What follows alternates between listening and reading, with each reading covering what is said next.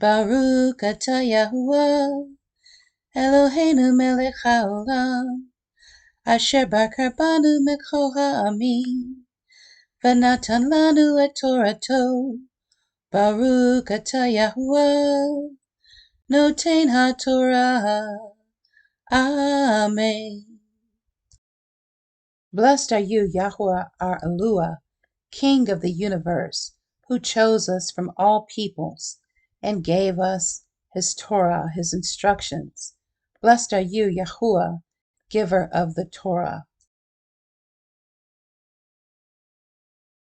Shalom, shalom, Mishpaka. This is Kefseva here, signing on to read the Megillah of the book of Esther, the Sefer of Hadassah, and Abrit. As promised, I was hoping to record outside earlier, but it's been raining all day, and we had much preparations for Shabbat and also with Purim. I am grateful to Yahweh that we have these rehearsals, that we have this time to get our houses in order. And whether we be a little off the mark or a little behind the eight ball, now is the time. Now is the time to repent. Now is the time to assess. Now is the time to recalibrate and to get our houses in order and to straighten out the things that need to be straightened out, to search out the leaven, to search ourselves, our leaven. And I'm talking about not the dwelling place. I'm talking about this dwelling place. Now is the time to get everything into submission and to be honest where we are falling short and where we need to deal with ourselves before the Most High. And so I am doing that, and I'm taking it one day at a time, and I hope that you do too.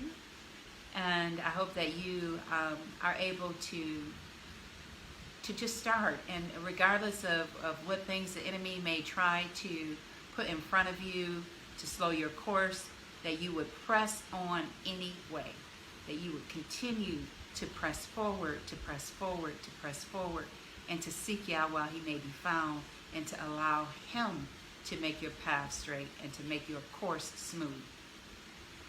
So with that being said, I'm going to go ahead and get started with the reading.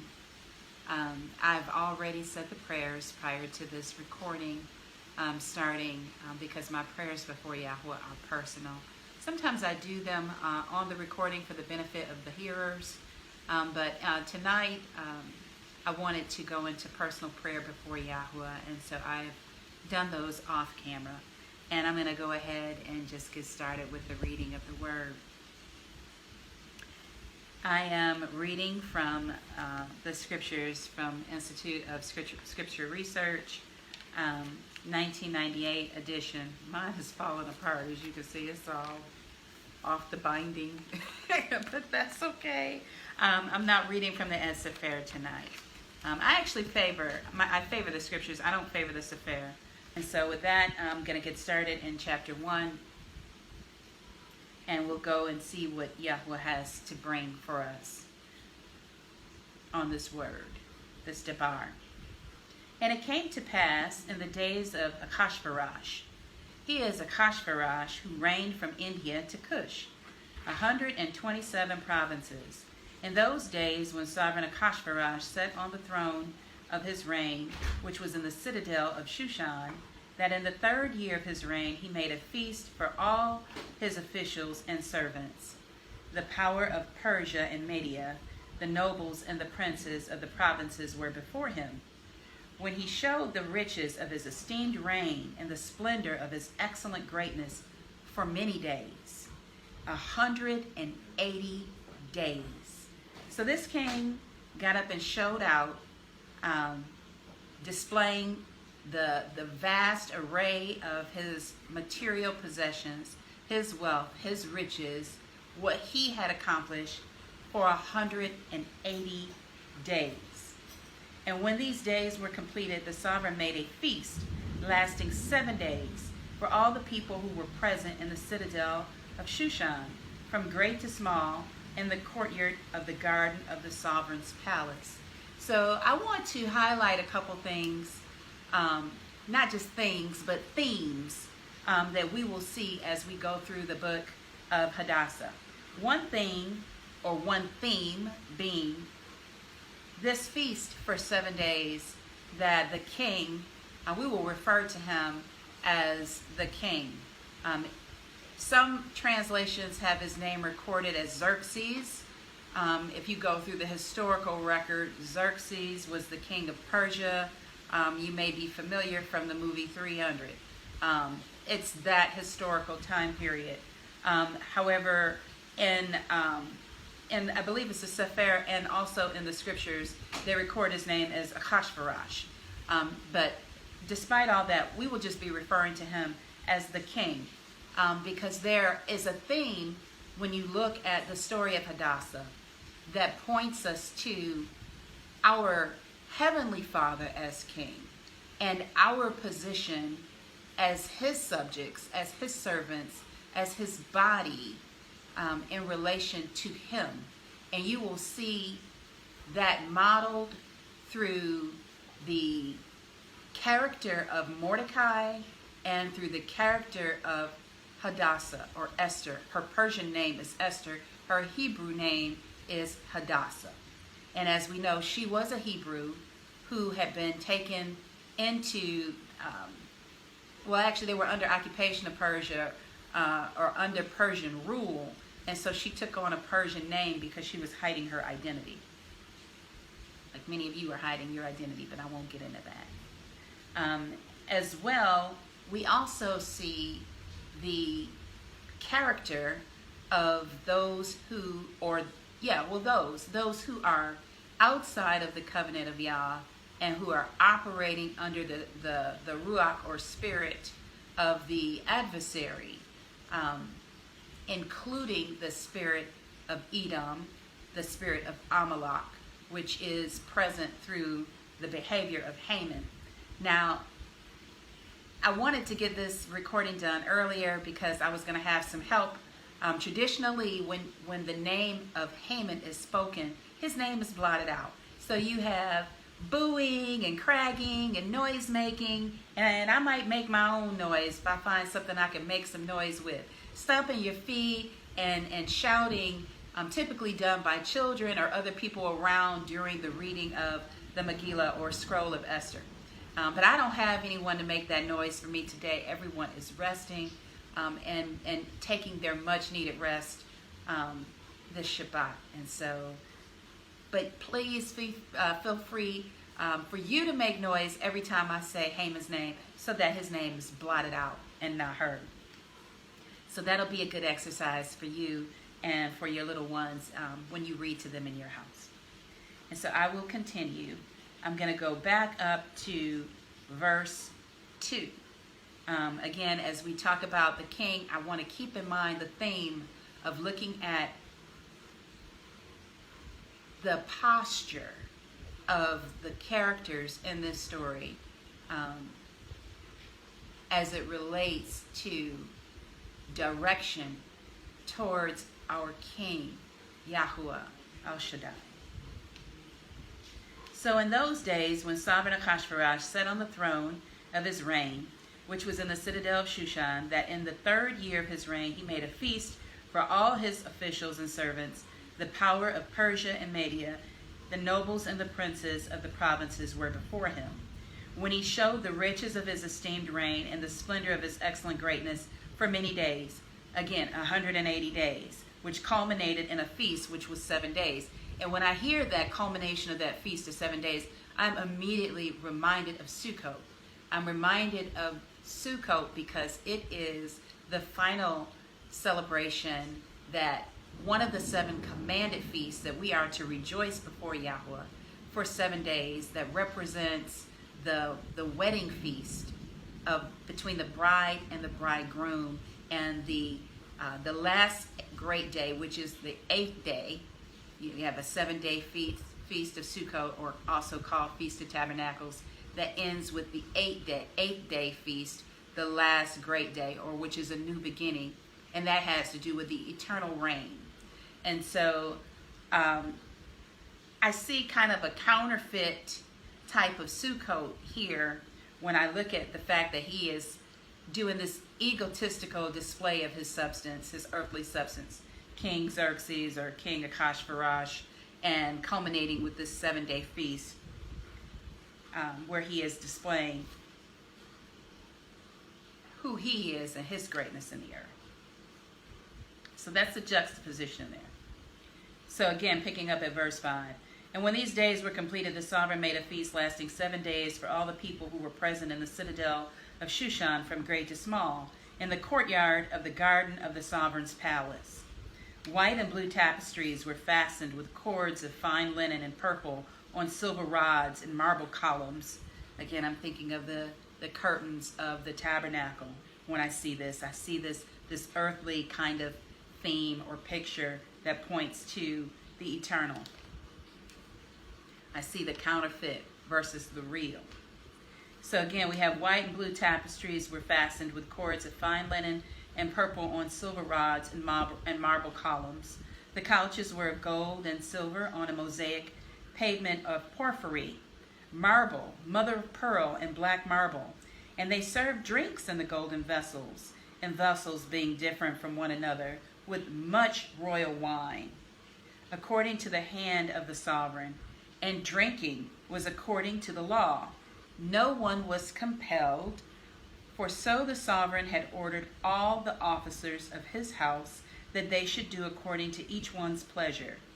Sovereigness, or Queen Vashti, also made a feast for the women in the royal palace, which sovereign Ahasuerus owned, which the king owned.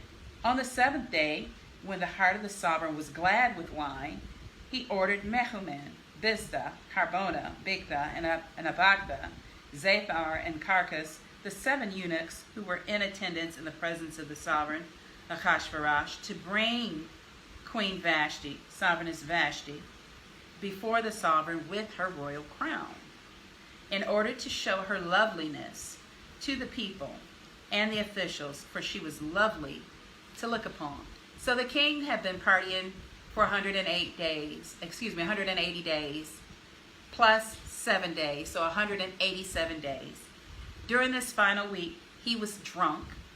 He was laden with much wine, and in his revelry, his drunken revelry, he summoned his queen.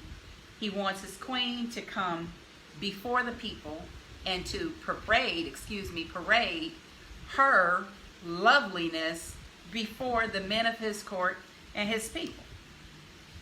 Interesting. Very interesting. Picking up at verse 12. But Sovereigness Vashti refused to come at the sovereign's command, brought by his eunuchs. So she said, I'm not coming.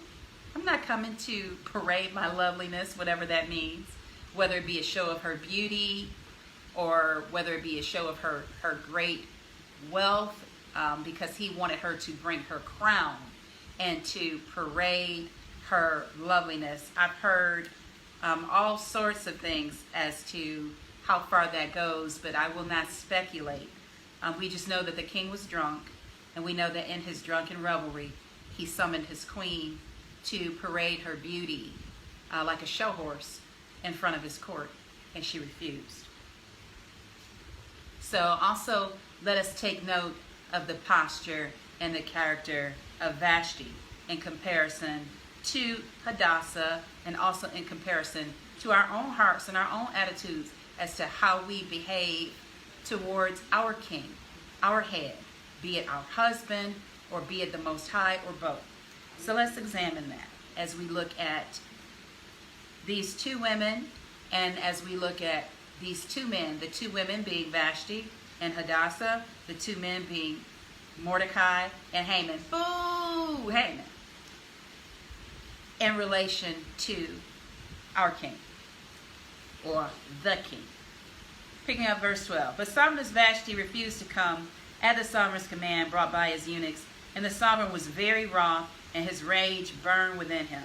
So the sovereign said to the wise men who understood the times, for in this way the sovereign's matter came before all who knew law and right ruling, and who were close to him, Karshenas, Shethar, Admatha, Tarshish, Meres, Marsena, Memucan, the 7 princes of Persia and Media, who saw the sovereign's face, who sat first in the reign. So they're sitting around the table, And they see the embarrassment on his face when he gets word back, your wife's not coming. The queen's not coming. She said no. Verse 15. According to the law, what is to be done to the sovereigness Vashti? Because she did not perform the command of sovereign Ahasuerus through the eunuchs. And Memucan answered before the sovereign and the princes, Sovereigness Vashti has misbehaved, not only toward the sovereign, but also toward all the princes and all the people who are in all provinces of sovereign Ahasuerus. So she has not lived up to her position in their minds by following through in decency and order to the command of the king, whatever it was. When he summoned her, she was supposed to, by law, present herself before the court, before the king. Not say no and not embarrass the king or not dishonor his command. Kingdom rules. Verse 17. For the matter of the sovereigness shall go forth to all women to make their husbands despised in their eyes, when they say, Sovereign Ahasuerus commanded Sovereigness Vashti to be brought in before him, but she did not come. And this day the princes of Persia and Media shall say to all the sovereign's officials that they have heard of the matter of the sovereigness with plenty of scorn and wrath. If it pleases the sovereign, let a royal decree go out from him, and let it be recorded in the laws of the Persians and the Medes, so that it does not pass away, that Vashti shall come no more before sovereign Ahasuerus. So since she didn't come this time, let her never come again. Let her come no more. Because when she was called, she didn't come. So she doesn't get to come when she wants to come. She didn't come when I called her, so now she can't come. She can't return. She can't repent. She cannot be restored to her position. She is going to be deposed. She is going to be deposed because she has dishonored her head. She has dishonored her king. Reading again, verse 19. Let us be clear. If it pleases the sovereign, let a royal decree go out from him, and let it be recorded in the laws of the Persians and the Medes. These are the king's advisors telling him to do this, so that it does not pass away, that Vashti shall come no more before the sovereign Ahasuerus, and let the sovereign give her royal position to another who is better than she. And the sovereign's decree which he makes shall be proclaimed throughout all his rule, great as it is, and all the wives give esteem to their husbands, both great and small. And the word was good in the eyes of the sovereign and the princes, and the sovereign did according to the word of Memucan. So he sent letters to all the sovereign's provinces, to each province in its own writing, and to every people in their own language. This is making sure everybody understands this word. He sent it to everyone in their own language, that each man should be master in his own house and speak in the language of his people. Chapter 2. After these events, when the wrath of sovereign Ahasuerus had ceased, he remembered Vashti, what she had done, and what had been decreed against her. Then the sovereign servant who attended him said, Let lovely young maidens be sought for the sovereign, and let the sovereign appoint officers in all the provinces of his reign, and let them gather all the lovely young maidens to the citadel of Shushan, into the women's quarters under the hand of Haggai, the sovereign's eunuch, guardian of the women, to give their preparations. And let the young woman, who pleases the sovereign, be sovereigness instead of Vashti. So they're going to have a pageantry of women who will be selected to be brought before the king for him to choose one of many. Not many, but one of many, to replace his former queen Vashti and to become his new queen. They're going to crown a new queen and choose a woman who is better than Vashti, who is fit for this position. I'm in chapter 2, verse 5. In the citadel of Shushan there was a certain man, a Yehudite, whose name was Mordecai, son of Yair, son of Shimi, son of Kish, a Benjaminite. So he's of the tribe, Mordecai is of the tribe of Benjamin. Benjamin. Who had been exiled from Jerusalem with the captives, who had been exiled with Jechaniah, sovereign of Yehudah, whom Nebuchadnezzar, the sovereign of Babel, had exiled. And it came to be that he was raising Hadassah, that is Esther, his uncle's daughter. For she had neither father nor mother. The young woman was lovely and of good appearance. And when her father and mother died, Mordecai took her as his own daughter. So Mordecai is technically the cousin of Hadassah, or Esther. However, there's probably some type of age gap between them, because when her parents died and she became orphaned, her cousin Mordecai took her in a patriarchal society and was a head or man or father figure over her, so that she had a portion and so that she was cared for in the absence of her parents. So it says that Hadassah's father was the uncle of Mordecai. So we know that Mordecai and Hadassah were technically cousins, but he is acting as a father figure to her within this passage. Picking up from verse 8, chapter 2, verse 8. And it came to be, when the sovereign's command and decree were heard, when many young women were gathered at the citadel of Shushan into the hand of Hegai, that Esther too was taken to the sovereign's palace, into the hand of Hegai, guardian of the women. Again, Hegai is the eunuch who is guardian of the women that serves in the king's court. And the young woman pleased him and received kindness from him. So he hastened to give her preparations and her portions, and gave her 7 choice female servants from the sovereign's palace. So here we see already that Hadassah has Yahweh's favor on her. And she has come into favor of Hegai, the eunuch that serves the king and is guardian of the women. And so Hegai has given Hadassah special preparations, and he has given her a portion. And in addition to that, 7 choice female servants to tend to her in the sovereign's palace. And this is all leading up to the process that these women will go through, the process of arduous preparation before they are able to appear before the king for him to choose one of many.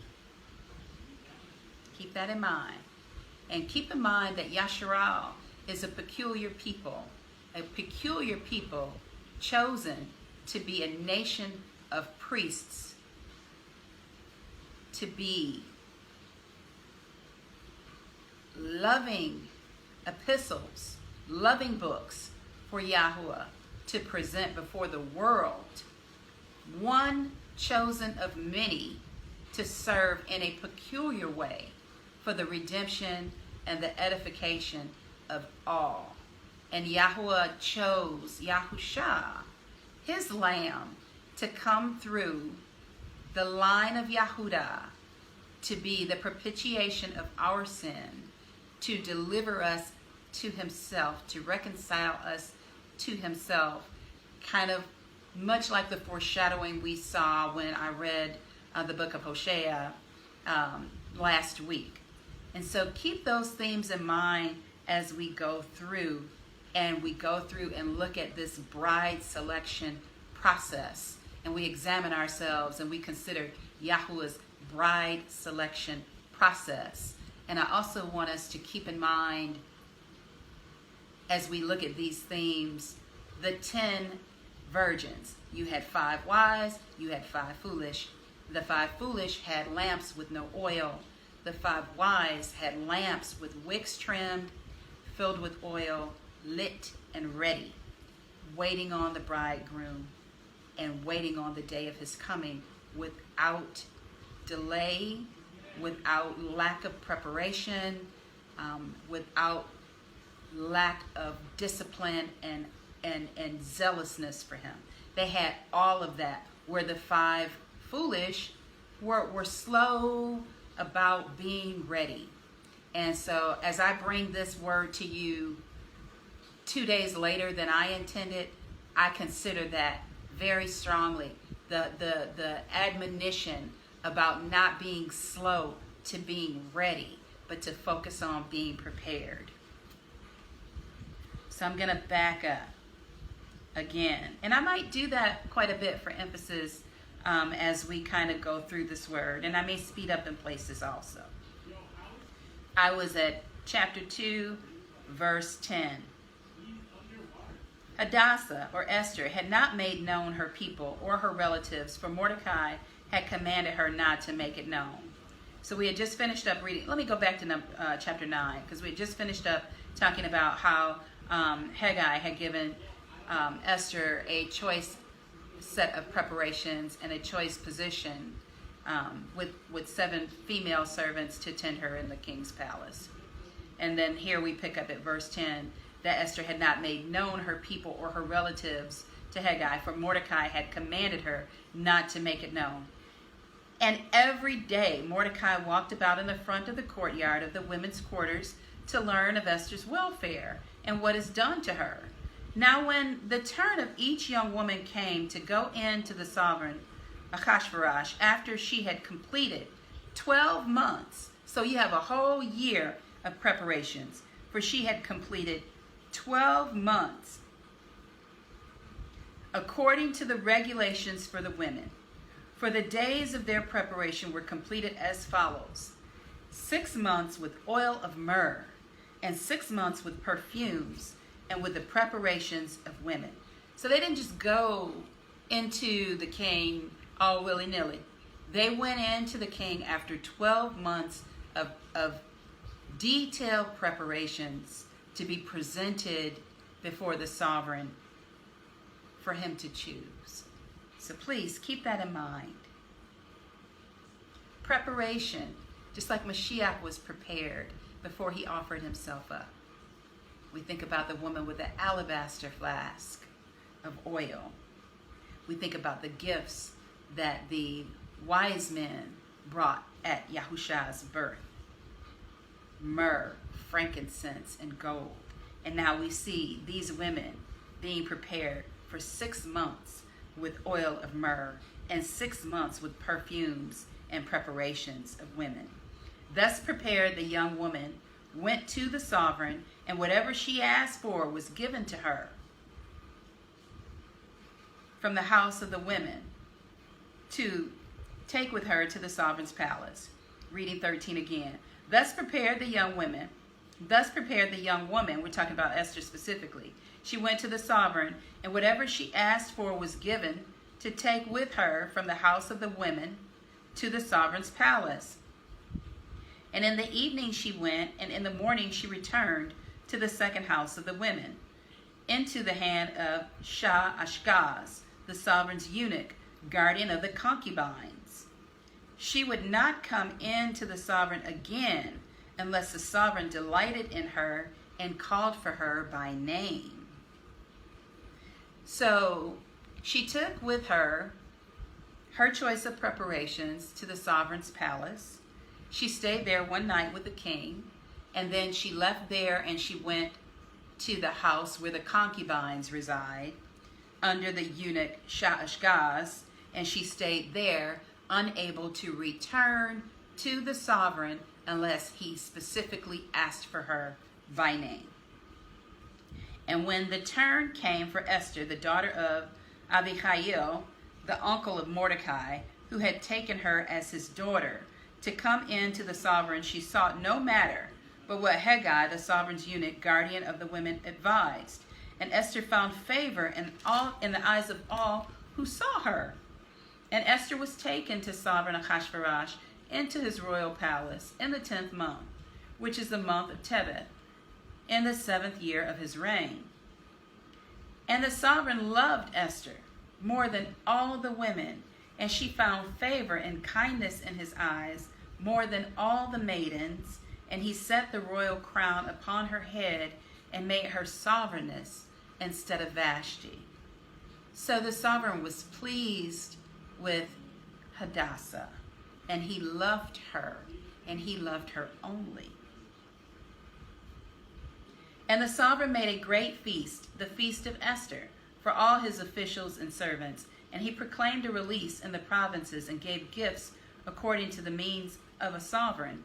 And when maidens were assembled a second time, Mordecai sat within the sovereign's gate. Esther had not made known her relatives and her people yet, as Mordecai commanded her, for Esther obeyed the command of Mordecai, as when she was being raised by him. So again, we see the character of Hadassah. She had a gentle character. She had been given favor of Yah. She was humble in her character to the point to where those around her delighted in her, and she was obedient to those who had been placed in a position of headship over her. So she was obedient to Mordecai, who had raised her, as she would have been to her own father. Although Mordecai was technically her cousin, she was obedient to him. And because he told her not to make her heritage known, she followed the word that he gave her, and she was obedient to it. In those days, while Mordecai sat within the sovereign's gate, two of the sovereign's eunuchs, Bigthan and Teresh, doorkeepers, were wroth and sought to lay hands on sovereign Ahasuerus. And the matter became known to Mordecai, who informed sovereigness Esther, and Esther spoke to the sovereign in Mordecai's name. And when the matter was searched into, it was confirmed, and both were impaled on a stake, and it was written in the book of the annals in the presence of the sovereign. So Mordecai has foiled a coup where two of the king's men had decided that they were going to try and overthrow him, and Mordecai exposed their plot, and those two men were hanged. They were impaled on a stake. And that was written in the Chronicles in the presence of the sovereign. Chapter 3. After these events, sovereign Ahasuerus promoted Haman, son of Hammedatha the Agathite, and exalted him and seated him higher than all the princes with him. And all the sovereign servants who were in the sovereign's gate bowed and did obeisance to Haman. So Haman is being worshipped. For so the sovereign had commanded concerning him. But Mordecai would not bow or do obeisance. Remember, Mordecai is a Yehudi. And the sovereign servants who were in the sovereign's gate said to Mordecai, Why do you disobey the sovereign's command? And it came to be when they spoke to him daily, he would not listen to them, and that they told Haman to see whether the words of Mordecai would stand, for he had told them that he was a Yehudite. We don't worship any other than Yahuwah, El Shaddai, our King, our Mighty One. And when Haman saw that Mordecai did not bow or do obeisance, Haman was filled with wrath. But it was despicable in his eyes to lay hands on Mordecai alone, for they had informed him of the people of Mordecai. Therefore Haman sought to destroy all the Yehudim, all of these people who have this practice where they refuse to worship and do obeisance to Haman, who has been exalted in the king's court. Kill them all. He wants to kill them all. He doesn't want anybody around because of his ego that refused to bow down to him. Shalom, shalom, Mishpata. We've been having all kinds of technical difficulties this evening with trying to get this recording completed.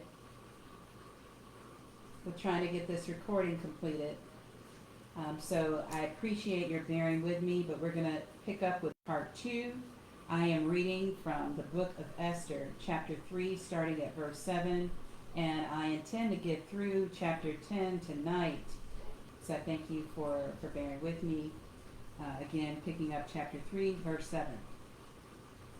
In the first month, which is the month of Nisan, in the 12th year of sovereign Ahasuerus, someone cast pur, that is, the lot, before Haman from day to day and from month to month, until it fell on the 12th month, which is the month of Adar.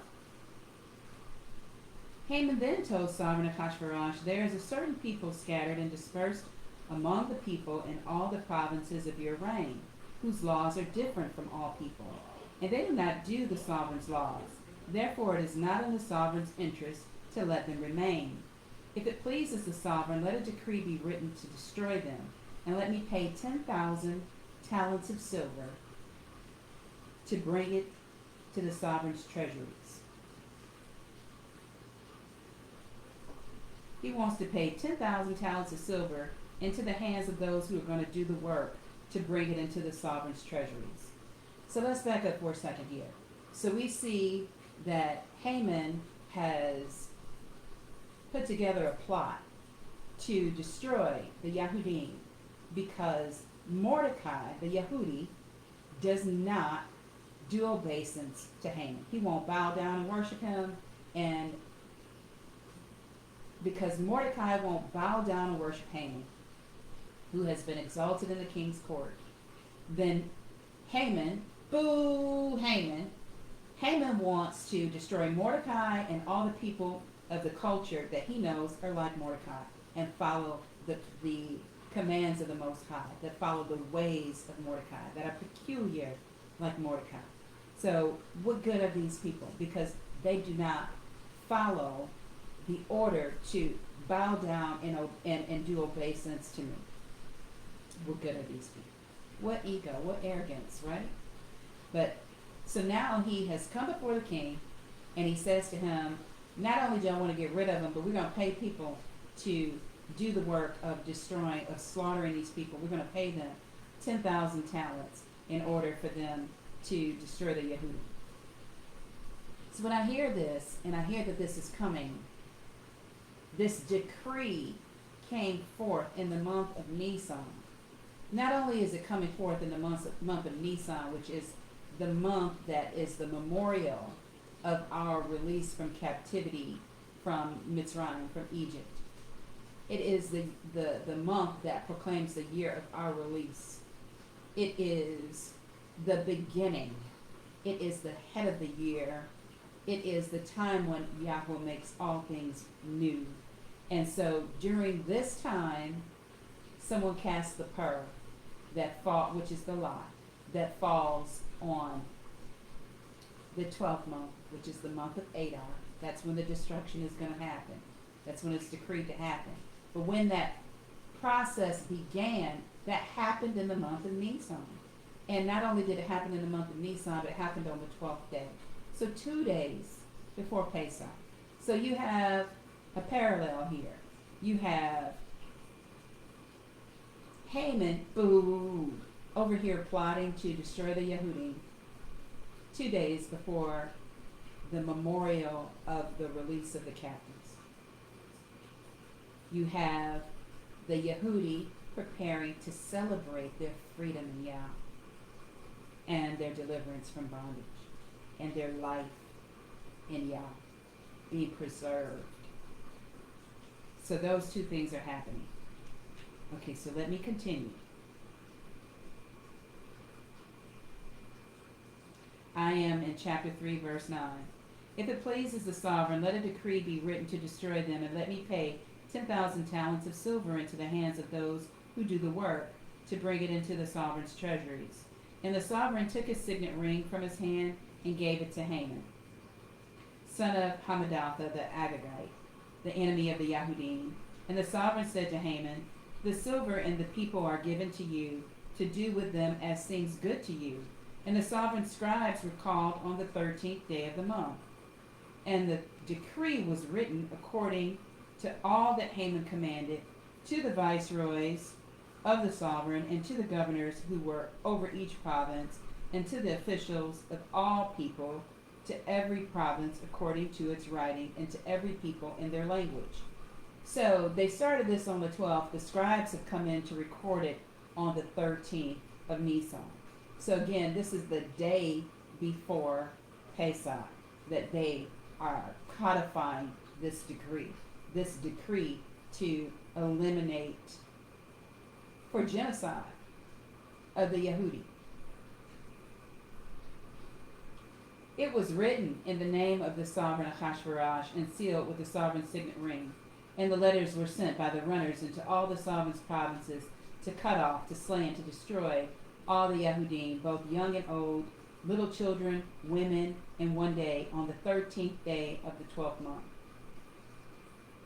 To cut off, to slay, and to destroy all the Yahudim, both young and old, little children and women, in one day, on the 13th day of the 12th month, which is the month of Adar, and to plunder their possessions. So here they are plotting this demise of these people, a whole year in advance. And when I hear that he is willing to pay 10,000 talents for the destruction of the nation, of the genocide of the Yahudi people, I am reminded of the 20 pieces of silver that were offered up for Joseph, the 30 pieces of silver that were offered up for the betrayal of Yahushua. And then we have 10,000 talents of silver for the elimination of the Yahudi, to destroy them from the face of the earth. Verse 15, chapter 3. The runners went out, hastened by the sovereign's command, and the decree was given out in the citadel of Shushan. The sovereign and Haman then sat down to drink, but the city of Shushan was in confusion. Chapter 4. And Mordecai learned of all that had been done, and Mordecai tore his garments, and put on sackcloth and ashes, and went out into the midst of the city, and cried out with a loud and bitter cry. He raised up lamentation to Yahuwah, just like the people under hard bondage and oppression in Mitzrayim, in Egypt, raised up lamentation to Yahuwah, who bottles our tears, who heard the bitter cry of the bondage, of the heaviness of the people when they cried out in Mitzrayim, and then decided enough is enough. Now it's time to deliver them. Not only to deliver them, but to deliver them with a mighty hand and an outstretched arm. And he did that. And he did that in the month of Nisan.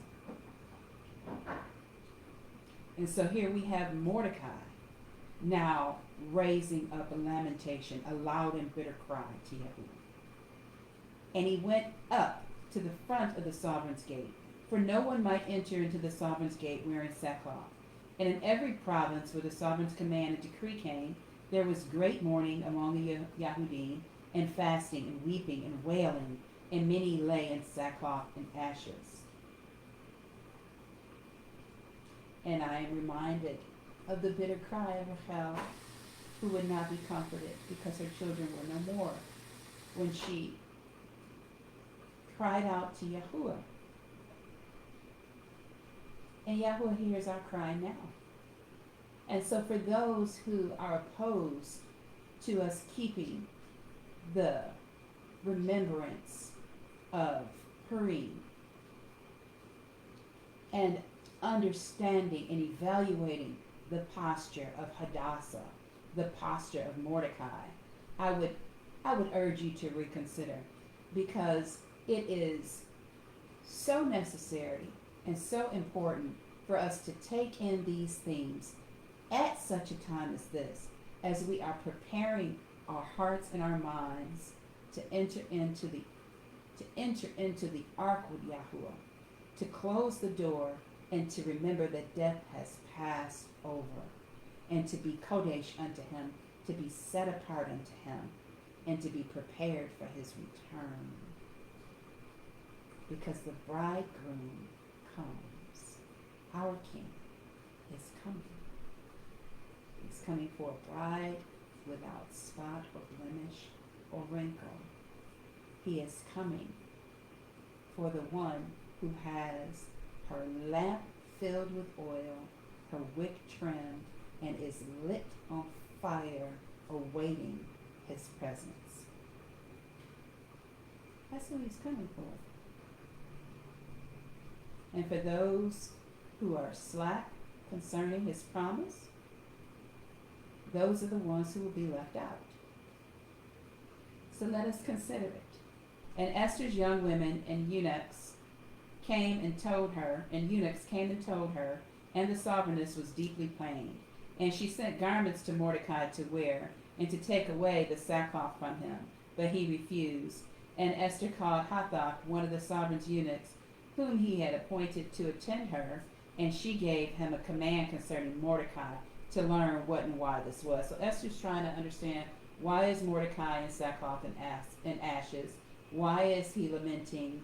Why is he in mourning clothes before the sovereign's gate and refusing to take the garments that I have sent him so that he can appear before me, so that he can come inside the gate? And Mordecai told him all that befell him, and all about the silver that Haman promised to pay into the sovereign's treasuries to destroy the Yahudim. And he gave him a copy of the written decree to destroy them, and he gave him a copy of the written decree to destroy them, which he was given at Shushan, to show it to Esther, and to explain it to her, and to command her to go into the sovereign to make supplication to him, and to plead before him for her people. Now this is reminding me of when Yasharallah was out in the wilderness, and they sinned by building the golden calf, and they did revelry before Yahuwah, and Yahuwah was frustrated with them because they continued to sin.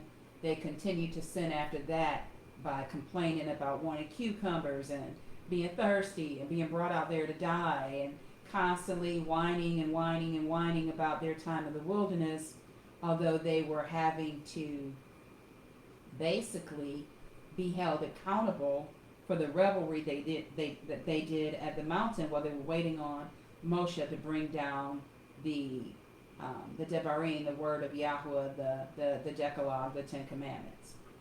And so at that time, Yahuwah got frustrated, and he said he was going to destroy the people. And Moshe interceded. He interceded on their behalf, and he said, Yahuwah, please don't destroy these people. Do not destroy them for the sake of your own name. Because if you destroy them, then people are going to think that you brought these people out here for the purpose of their destruction, as opposed to the purpose of their deliverance. And Yahuwah relented. He relented from the notion that he would destroy them, and he listened to Moshe's intercession and allowed the people to live and allowed the children to enter into the promised land, as opposed to the adults. The adults did have to give account, and the adults died out in the wilderness, which is why they wandered for 40 years. So here we have Mordecai instructing Hadassah, instructing Esther to go into the king, to go into the sovereign, and to intercede on behalf of the Yehudi.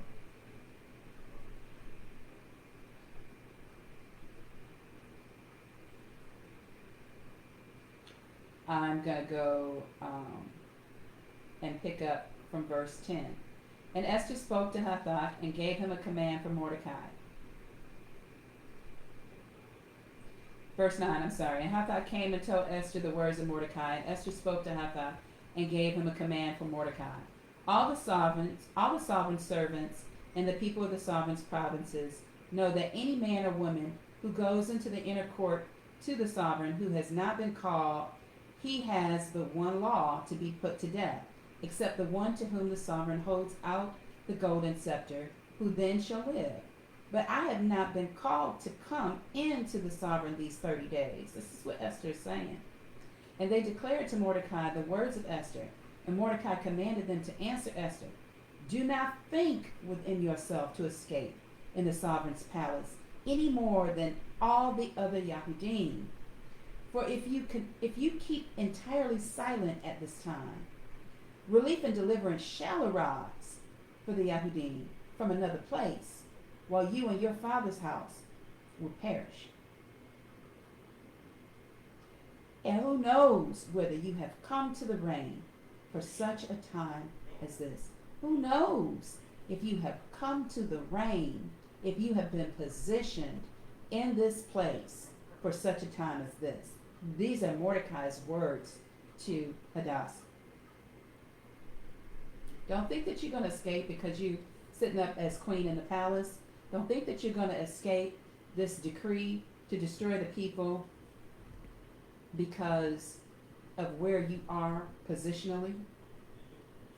You need to use your position. You need to play your position. That's what Mordecai is telling her. But he's telling her to play her position in decency and in order. Unlike what happened with Queen Vashti, who was deposed. Chapter 4, verse 15. And Esther commanded to reply to Mordecai, go gather all the Yahudim who are present in Shushan, and fast for me. And do not eat or drink for 3 days, night or day. I too and my young women shall fast in the same way. Then I shall go to the sovereign, which is against the law. And if I shall perish, I shall perish. Mordecai then went away and did according to all that Esther commanded him. So Esther is not taking it lightly that she needs to serve as an intermediary or intercessor on behalf of Yasharal, a type of Yosef, as you will, when he was in Mizraim and he was the instrument of Pharaoh for the mercy that was extended to the nation of Yasharal and the people around during the Great Famine. Hadassah is not taking this lightly.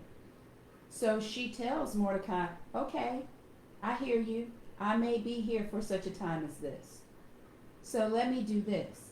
Let me go and fast and pray for 3 days and go before the Most High so that he can set me in alignment to go before the earthly king. And you gather the people, and I'm going to gather my women, and we're going to fast 3 days and 3 nights without food or drink. And if I die, I die. But that's how I'm moving. In other words, she is moving with the cloud. And it came to be on the 3rd day that Esther put on royal apparel and stood in the inner court of the sovereign's palace, in front of the sovereign's house, while the sovereign sat on his royal throne in the royal house, opposite the entrance of the house. And it came to be, when the sovereign saw the sovereigness Esther standing in the court, that she found favor in his eyes. And the sovereign held out to Esther the golden scepter which was in his hand. And Esther went near and touched the top of the scepter. And the sovereign said to her, what is it, sovereigness Esther? And what is your request? Up to half of my reign, and it shall be given you. And Esther answered, if it pleases the sovereign, let the sovereign and Haman, boo, Haman, come today to the feast which I had prepared for him. And the sovereign said,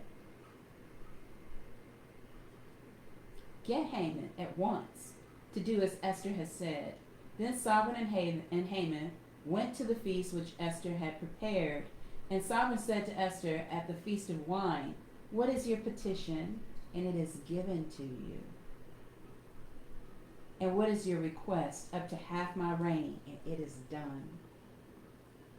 And Esther answered and said, my petition and request is this. You see how Yah has positioned her? Because she came to him first. And then she made her moves. And the king is appreciating her and her moves. And Esther answered and said, my petition and request is this. If I have found favor in the eyes of the sovereign, and if it pleases the sovereign to give my petition and perform my request, then let the sovereign and Haman come to the feast which I make for them. And tomorrow I shall do according to the word of the sovereign. And Haman went out that day rejoicing and with a glad heart.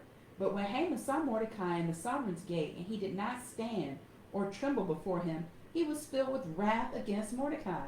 He won't relent. Haman is just hell-bent on making Mordecai bow down.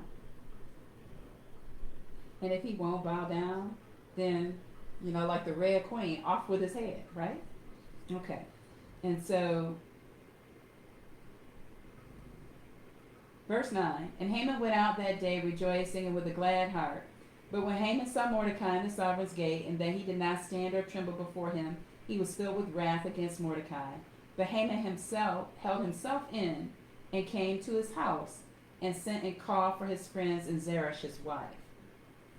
And Haman recounted to them the esteem of his wealth, and his many sons, and all which the sovereign had promoted him, and how he had exalted him above the officials and the servants of the sovereign. And Haman said, besides Esther the sovereigness, let no one but me come in with the sovereign to the feast which she prepared. And tomorrow too I am invited by her, along with the sovereign. So Haman thinks he's being esteemed because he's in kind of an inner sanctum, as you will, or in the inner space with just the king and queen and no one else. But all this does not suit me as long as I see Mordecai, the Yehudite, sitting at the sovereign's gate. So his wife Zeresh and all his friends said to him, let a stake be made, 50 cubits high, and in the morning speak to the sovereign that Mordecai be impaled on it, and go with the sovereign to the feast rejoicing. And the word pleased Haman, and he had the stake made.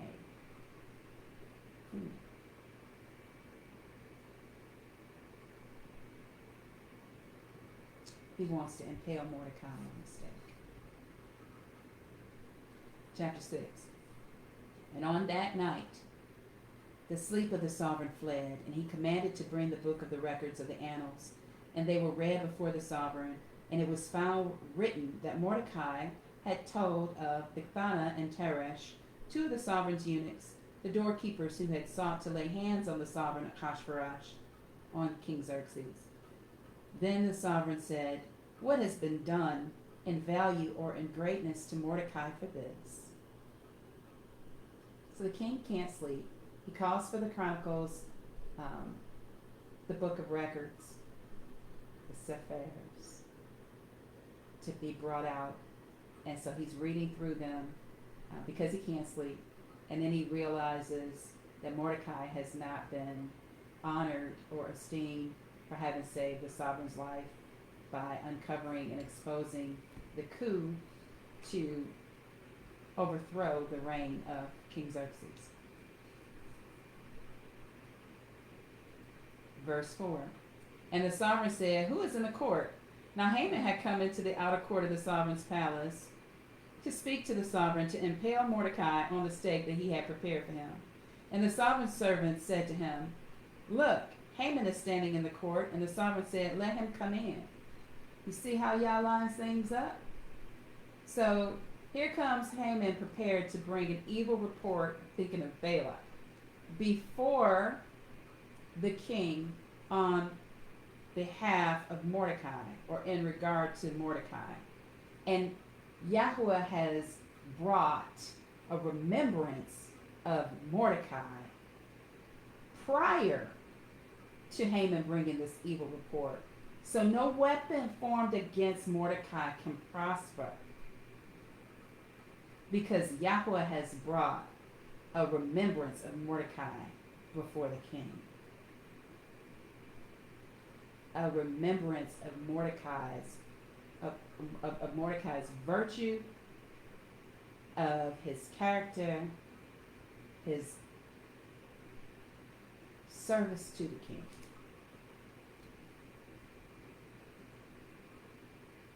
Verse 6. And when Haman came in, and the sovereign asked him, what is to be done for the man whom the sovereign delights to value? Now Haman thought in his heart, because he's arrogant and he's puffed up. So he thought in his heart, who would the sovereign delight to value more than me? And Haman answered the sovereign, for the man whom the sovereign delights to value, let a royal robe be brought, which the sovereign has worn. So he wants one of the king's robes to be brought out. And a horse on which the sovereign has ridden, one with a royal crest placed on his head. This is reminding me of Hillel. This is reminding me of Hasatan, of Lucifer, who was the covering cherub in all his splendor, who was so puffed up because he was bringing the oblations and the praise to the Most High. And he thought to himself that he should be receiving these honors and this praise. And instead of bringing and ushering in the praise to Yah, these praises should be for him, and that he should overthrow the Most High in his sovereignty. And sin was found in him, and he was cast out along with the third of the host of heaven who went along with him. So Haman is displaying the character not only of Edom, of Amalek, but of Hasatan himself. So he wants a robe that the king has worn. He wants a horse with a crest on it that the king has rode. And he wants these delights to be brought to the man that the king is seeking to value. And he says here, let them dress the man whom the sovereign delights to value, and make him ride on horseback through the city square, and proclaim before him, thus it is done to the man whom the sovereign delights to value. And the sovereign said to Haman, hurry, take the robe and the horse as you have spoken, and do so for Mordecai the Yehudite, who sits in the sovereign's gate, and let no word fail of all that you have spoken. And Haman, no, he was mad. Ooh, I know he was mad. He wasn't expecting that. And Haman took the robe and the horse and robed Mordecai and led him on horseback through the city square and proclaimed before him, thus it is done to the man that the sovereign delights to value. Then Mordecai went back to the sovereign's gate, but Haman hurried to his house in mourning and with covered head. And when Haman related to his wife Zeresh and all his friends all that had befallen him, his wise men and his wife Zeresh said to him, if Mordecai, before whom you have begun to fall, is from the seed of the Yehudim, you are not going to prevail against him, but certainly fall before him. That's a woman with some intuition. The sovereign's eunuchs came and hurried to bring Haman to the feast which Esther had prepared. Chapter 7. And the sovereign and Haman came in to drink with sovereign Esther. And again on the second day at the feast of wine, the sovereign said to Esther, What is your petition, Queen Esther? What is your petition, Queen Esther? What do you want, baby? That's what he's saying. And it is given to you. And what is your request? Up to half my reign, and it is done. And the sovereigness Esther answered and said, If I have found favor in your eyes, O sovereign, O king, and if it pleases the sovereign, let my life be given me at my petition, and my people at my request. For we have been sold, my people and I, to be cut off. We have been sold, just like we were sold and cut off. To be slain. We've been sold, my people and I, to be cut off, to be slain, and to be destroyed. And if we had been sold as male and female slaves, I would have kept silent, although the adversary could not make up for the sovereign's loss. Then Sovereign Ahasuerus said, he asked Sovereigness Esther, Who is he and where is he whose heart is set to do so? Who is it that wants to kill my queen and her people? The king is asked. And Esther said, The adversary and enemy is this evil Haman. Then Haman was afraid before the sovereign and the sovereigness.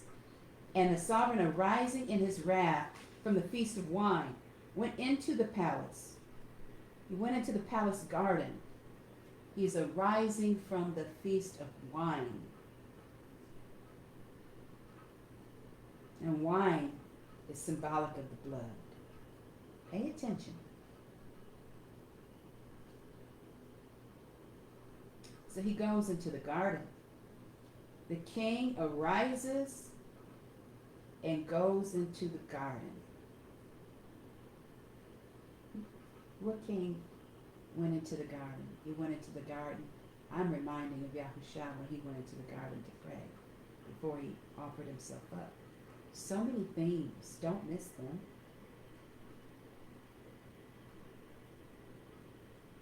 So the king, he goes into the garden.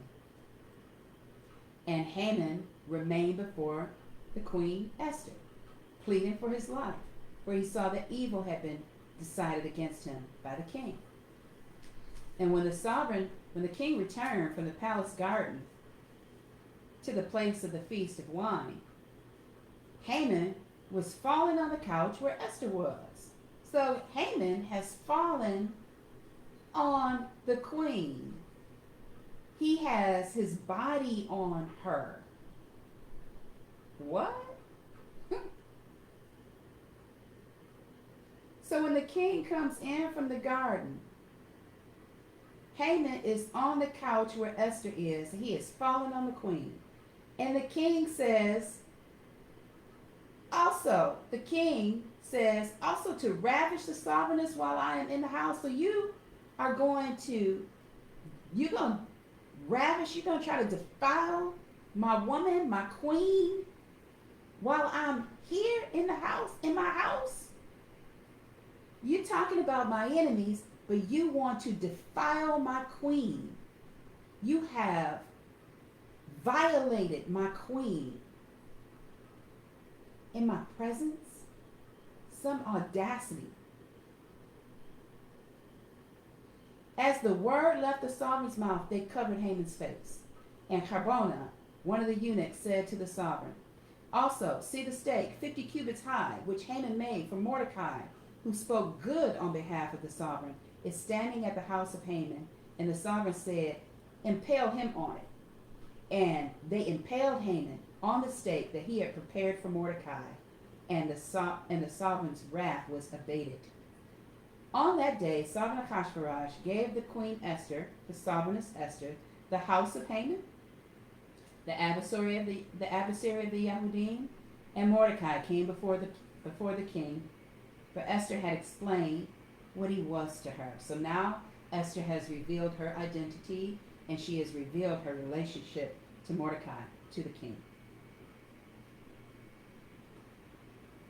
And the sovereign took off his signet ring, which he had taken from Haman, and gave it to Mordecai.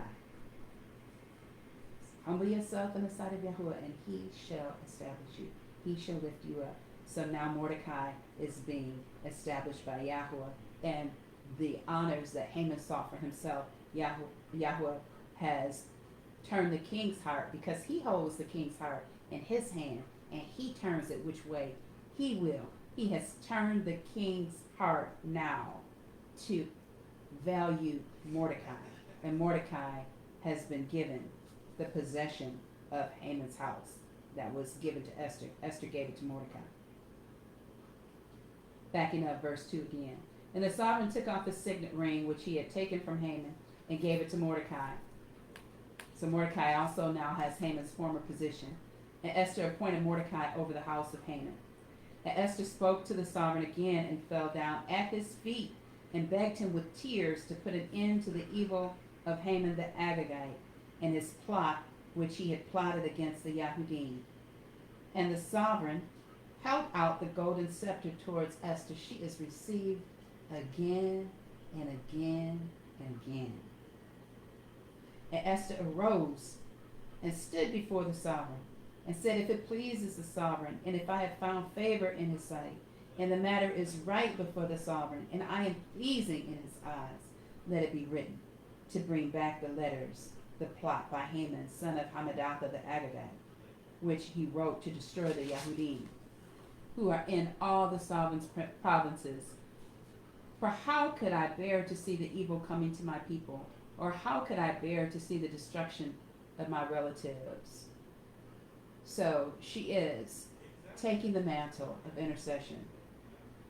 and she is doing all that she was instructed by Mordecai to do in obedience to her head, her former head, who her father figure, towards her current head, her king. And the sovereign Ahasuerus said to sovereigness Esther and Mordecai the Yehudite, "Look, I have given Esther the house of Haman, and they have impaled him on the stake because he laid his hand on the Yahudim.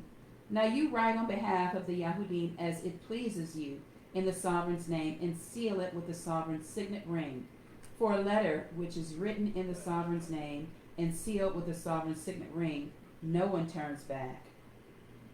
So the sovereign scribes were called at that time in the 3rd month, which is the month of Sivan, on the 23rd day, and it was written, according to all that Mordecai commanded, to the Yahudim and to the viceroys and the governors and the princes of the provinces, from India to Cush, 127 provinces, to every province in its own writing, to every people in their own language, and to the Yahudim in their own writing and in their own language.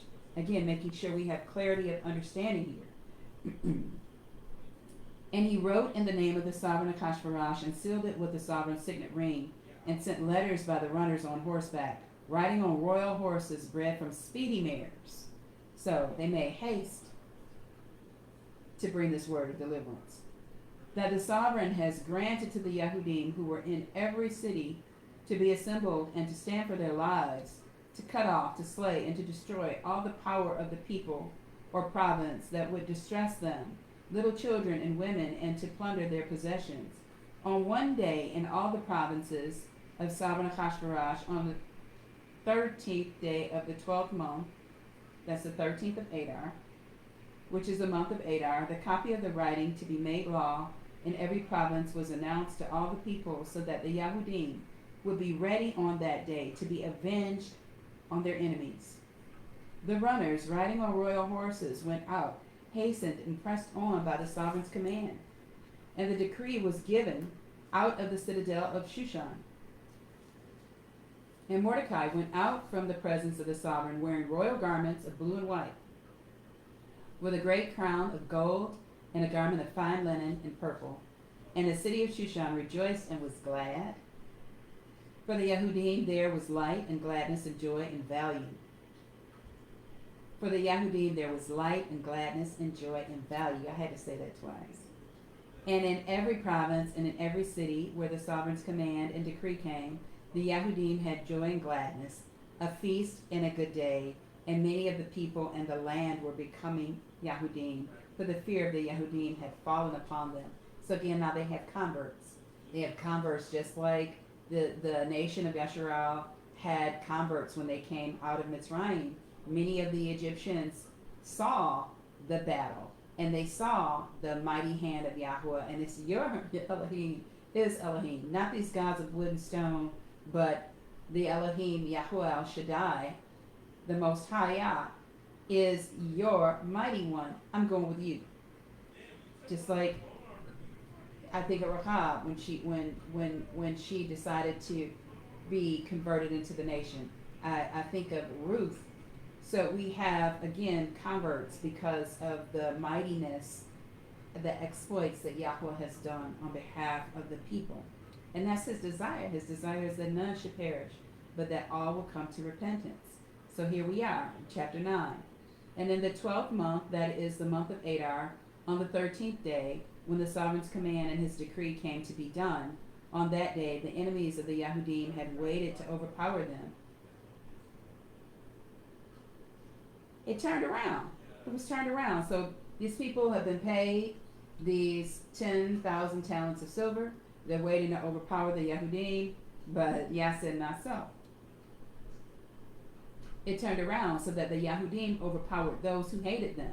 And the Yahudim assembled in their cities throughout all the provinces of the sovereign Ahasuerus, all 127 provinces, to lay hands on those who sought their evil. And no one stood against them, because fear of them fell upon all people. And all the officials of the provinces, and the viceroys, and the governors, and all those doing the sovereign's work, helped the Yahudim, because the fear of Mordecai fell on them.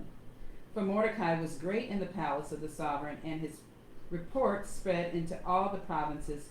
For this man Mordecai became greater and greater, and the Yahudim smote all their enemies with the stroke of the sword, with slaughter and destruction, and did what they pleased to those who hated them. And in the citadel of Shushan the Yahudim slew and destroyed 500 men. So in Susa 500 men were slain. And they slew Parshandatha and Dalphon and Aspatha and Paratha and Adaliah and Aridatha and Parmashata and Arisai and Aridai and Wyazatha. And the 10 sons of Haman. Haman's bloodline is now destroyed. All 10 of his sons. Boom. Gone. And the 10 sons of Haman, the 10 sons of Haman, son of Hamadatha, the enemy of the Yahudim. But they did not lay hand on the plunder. So they didn't want the plunder. They just took out the bloodline. And on that day, the number of those who were slain in the citadel of Shushan came before the sovereign. And the sovereign said to Sovereigness Esther, the Yahudim have slain and destroyed 500 men in the citadel of Shushan and the 10 sons of Haman. What have they done in the rest of the sovereign's provinces? And what is your petition? And it is given to you. And what is your further request? And it is done. And Esther said, if it pleases the sovereign, let it be given to the Yahudim who are in Shushan to do again tomorrow according to today's decree, and let Haman's 10 sons be impaled on the stake. And the sovereign commanded this to be done, and the decree was given in Shushan, and they impaled Haman's 10 sons. And the Yahudim who were in Shushan also assembled on the 14th day of the month of Adar. See the parallels? The parallels with Pesach.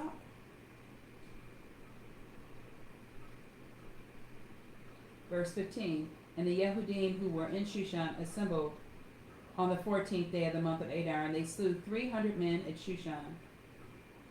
But they did not lay a hand on the plunder. Again, they didn't take the spoils, only took out the bloodline. And the rest of the Yahudim in the sovereign's provinces assembled and stood for their lives to get rest from their enemies and to slay 75,000 of their enemies. But they did not lay a hand on the plunder. That was on the 13th day of the month of Adar, and on the 14th day of the month they rested and made it a day of feasting and gladness. But the Yahudim who were at Shushan assembled on the 13th day, as well as on the 14th day, and on the 15th day of the month they rested and made it a day of feasting and gladness. So that's what we do. We get delivered, we rejoice, we give thanks and praise before Yahuwah, because Yahuwah has done what he has done through his Ruach, through his mighty set-apart spirit. We give thanks for those things. We don't take it for granted and just go back to normal. These things are set apart. They're set apart because we acknowledge the miracles from on high. We acknowledge the presence of El Shaddai. Verse 18. But the Yehudim who were at Shushan assembled on the 13th day, and as well as on the 14th day, and on the 15th day of the month they rested and made it a day of feasting and gladness. Therefore the Yehudim of the villages who dwelt in the unwalled towns were making the 14th day of the month of Adar a good day of gladness and feasting, and for sending portions to one another. And Mordecai wrote these matters and sent letters to all the Yehudim who were in all the provinces of the sovereign, Ahasuerus, both near and far, to establish among them to observe the 14th and 15th days of the month of Adar yearly. So this is scripture. It's not just a man-made day. We honor when Yahweh does something miraculous on our behalf. We take time and we acknowledge that. Now, it's not one of the 7 feasts of Yahweh, but it's no different than any other thing that we have in our lives that is of note, that we take time to stop and praise Yahweh for what he has done. Verse 21. To establish among them to observe the 14th and 15th days of the month of Adar yearly, as the days on which the Yahudim had rest from their enemies, as the month which was turned from sorrow to joy for them, and from mourning to a good day, and that they should make them days of feasting and joy, of sending portions to one another and gifts to the poor. And the Yahudim undertook to do as they had begun, and as Mordecai had written to them, because Haman son of Hammedatha the Agagite, the adversary of all the Yahudim, had plotted against the Yahudim to destroy them, and had cast Pur, that is, the lot, to crush them and to destroy them.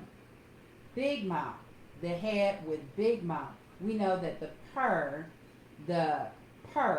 is pay in the paleopictograph. The pay is the mouth, and the resh is the head, or the first. And Haman had a high and lofty position, so he was a big mouth.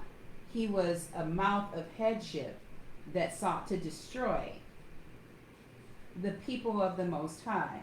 And in so trying to destroy them, he destroyed himself and his own family, his own bloodline.